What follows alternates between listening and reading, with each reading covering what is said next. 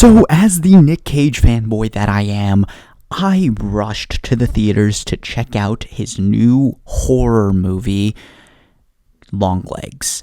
And I've got to say, I have a lot of thoughts.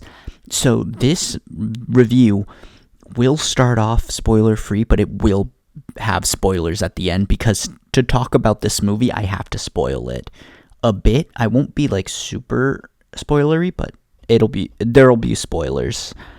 But let's just get into it. This movie starts off as a bit of a mystery film, trying to figure out who is the murderer and how the murderer does it. So I really like the story of it, where we follow the detective, we follow the FBI investigating these murders that have taken place over decades. And they're trying to solve how they get done because they know it's a murder, but it always seems like a murder-suicide. And that story is so good and interesting that it pains me. It pains me. It's unfulfilled potential, in my opinion. And I'll explain that later. But story, purely based on the first, 86% of the movie, is so close to perfect. It's insane. So I have to give it a hand grenade score. The cinematics, the best part of the movie. It is so well directed. I really loved its swapping between aspect ratios to determine past and future, or past and present. Sorry, there's no future. But it's so well shot, and it feels like a movie from back in the day. I love this filmmaking style that a lot of directors are doing recently, and it's so good. Easy hand grenade. Like I said, the director does so many good directing choices that it is phenomenal. The pacing of the film also felt great. The whole way through, I thought it was really well structured. The mystery was super engaging. Another hand grenade score there. Now, acting I do feel was a bit lackluster, but I just don't feel like there was much for them to do because the film felt very more emphasized on the camera work and the setting and the musical composition in the background. It was very much more cinematic rather than the acting focus that some of these movies have. So acting takes a bit of a back step in this film, in my opinion, and many of them don't do much because so much is done through the camera work and everything else in the production side. So I will give a hot pocket score for acting because there's no standout performance in my eyes, and there is Nicolas Cage in this movie. But expectations and experience.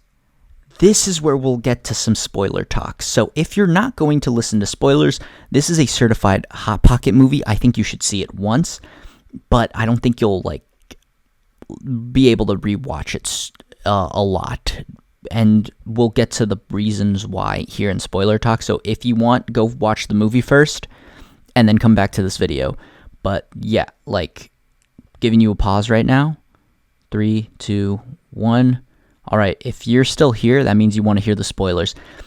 And I think that the ending of the movie sucks. It is just poorly executed. I like the ideas of it, but the added aspect of it all just really brought it down.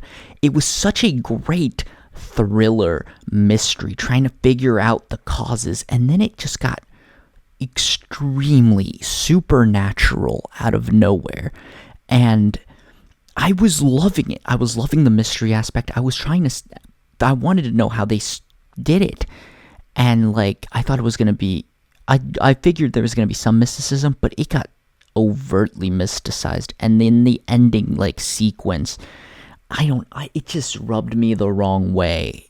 I just did not like it. I was loving it. And then, this film is split up into 3 parts. I was loving it. And then that final part, the last, 14% of the movie, which was, the last 20 minutes, just did not hit properly in my eyes, just like everything. I liked some of the reveals at the ending. I just do not like how they were handled in the context of the story, and it left me so frustrated and disappointed because it was so close to perfection. I was so close to giving this 5 stars, and had the movie ended 20 minutes earlier without the big reveal, I probably would have given it 5 stars. This was feeling like Barbarian at one point. Like, I was so invested in the mystery, and then it fell short even harder than Barbarian did years ago.